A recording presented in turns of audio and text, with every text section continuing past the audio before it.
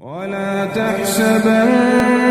الذين قتلوا في سبيل الله أمواتا بل أحياء عند ربهم يرزقون فرحين بما آتاهم الله من فضله ويستبشرون بالذين لم يلحقوا بهم من خلفهم ألا خوف عليهم ولا هم يحزنون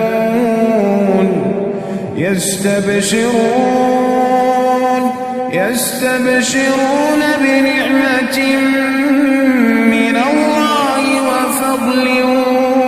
وأن الله لا يضيع أجر المؤمنين